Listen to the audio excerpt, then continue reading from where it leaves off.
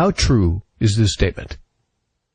Absolutely 100% total universal fact. I can't make it any more profound than that. You know, it is exactly that. I recommend people who have this ability. I say to people, don't take my word for what I'm sharing.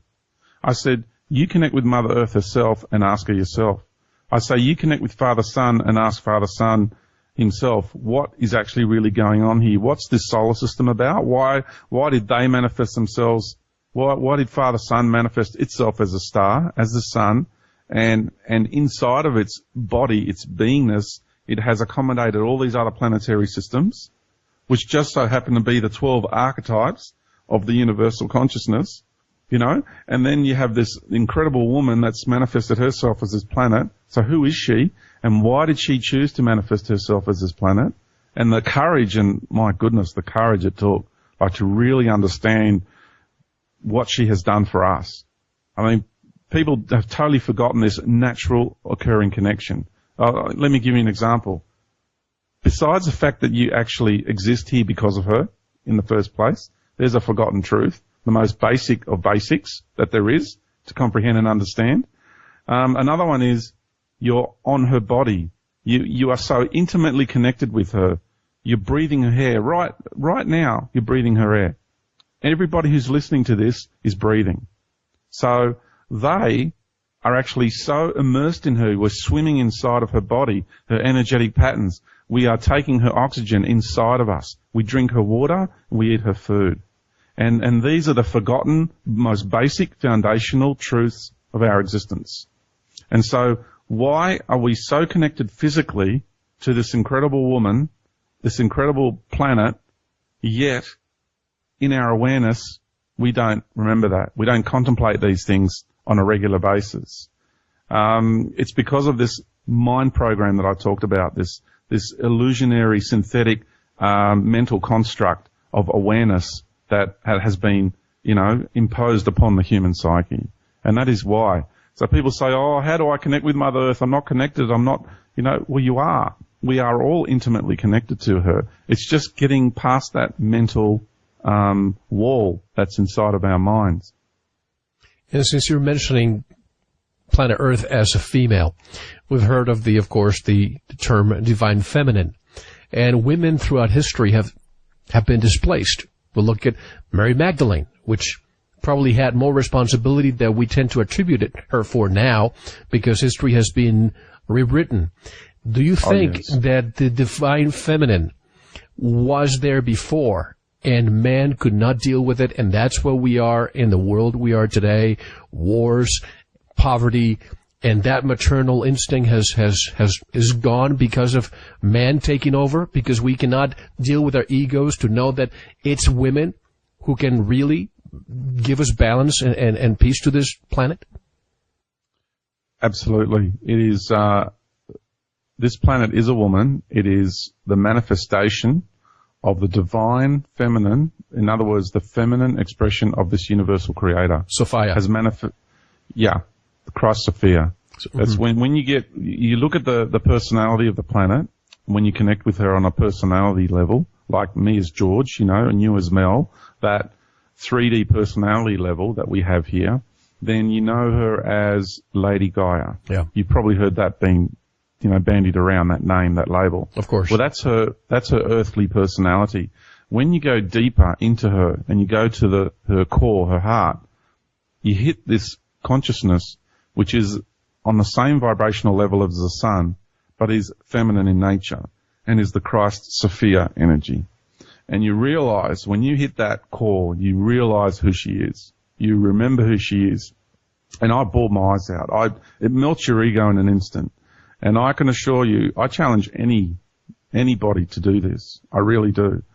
Because when you go in there and you realize who she is, the whole thing just blows wide open. And the role that Mary Magdalene played and the role that Jesus played, for example, just because it's recent times and we're in our society is a more Christian in nature. So I'm going to use these beings as an example. They were the walking incarnation of the sun and the earth. Jesus Christ, Son of God, is not S-O-N, it's S-U-N. Mm-hmm. The terminology S-O-N was was used just to describe different layers and levels for those who didn't have the capacity to understand dimensional planes and different levels of consciousness, right? So when you have, for example, Orion, that is a higher aspect of the sun. Because I didn't quite get to the universal model, Mel. It's a lot to, like I said, there's a lot to share in a short space of time. So I'll go through it really fast. Universal consciousness, taking responsibility for this incredible journey and creation that's happened, massive expansion and awareness, then both of them together manifesting themselves as galaxies. One's called the Andromedan galaxy, one's called the Milky Way galaxy. We call it the Andromedan galaxy because it's Andras, its husband, and its man. And right next door to that one is the Milky Way, which is the nurturing of the mother's milk. You know, it's understanding why we call things certain labels, you know.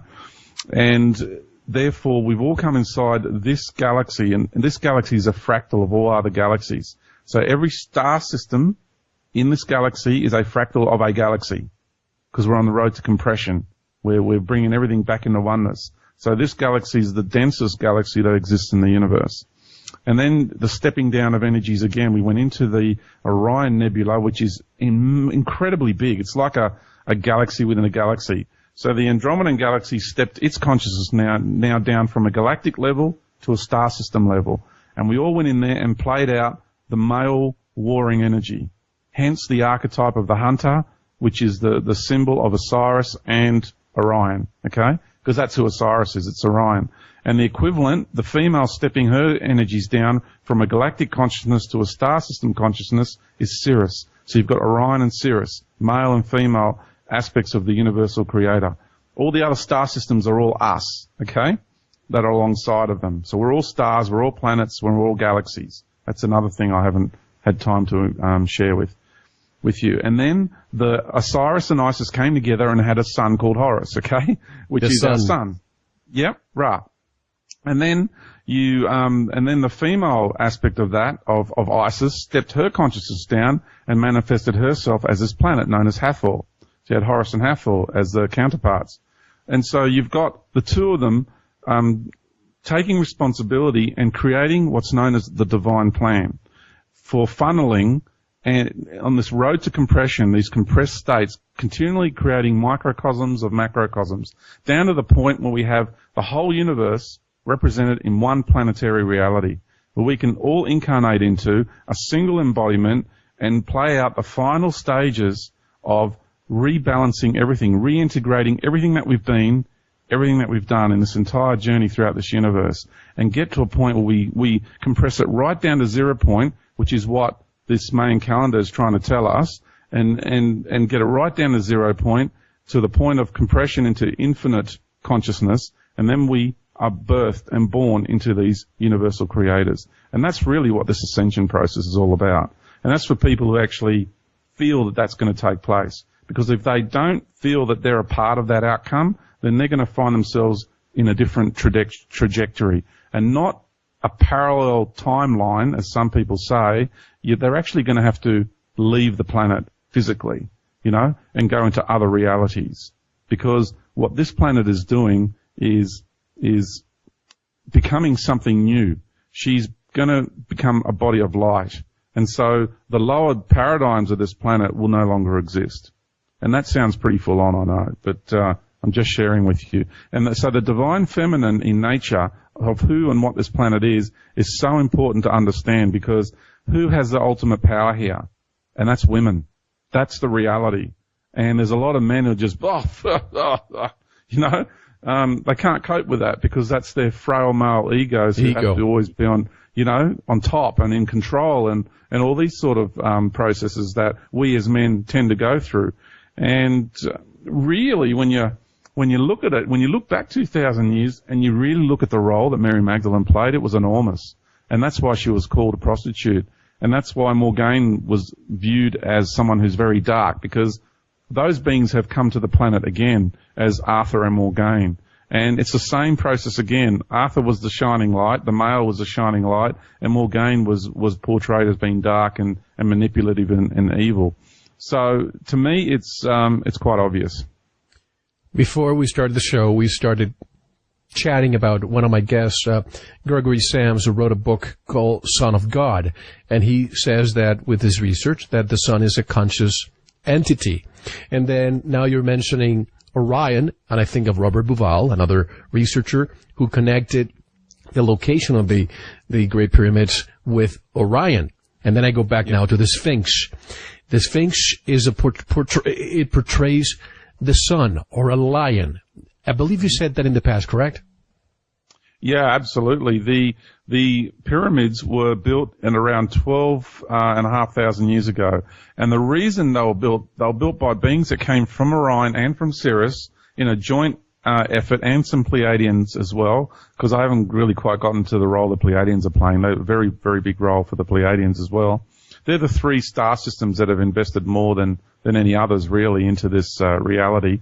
Arcturians are very important as well. Everybody has, but some have invested more, that's all. And the pyramids were actually placed on Earth in exact alignment with the way the Orions built were 12,500 years ago, and anybody can research that and look that up. That's actual fact. And that's exactly the number that Bauval came up with via computer models because of the precession of the equinoxes. You know, it changes a little bit, but if you put it all together, it's 10,500 BC, so you were absolutely right. Yeah. And really, it's what the reason for that was to anchor that male energy. You know, that warring male energy, that so much of it on a universal scale got transmuted in Orion. That because we needed to, and I say we because I was a part of that group that came 12,500 years ago, as insane as that might seem, and we built the pyramids 12,500 years ago, and by the way, we used sound to build them. We levitated the stones. It was very, very easy, happened very fast. Let me stop you for 1 second. I hate to do this, but do you realize that when you're saying all this, it is really resonating with me as if my mind is saying, yep, that's right. It was sound. I always suspected that it was sound vibrations used to levitate these massive stones. So please proceed. Yeah, it's I can tell you the concept is very simple. I can't physically do it at the moment with this level of consciousness, but I know how we did it. All you do is we're using universal sound now, because you've got to go to the subatomic level. You alter the rate of the spin of the atoms, which then alters the rate of the vibration of the molecules. And the rate of vibration of the molecules is what determines the density of matter.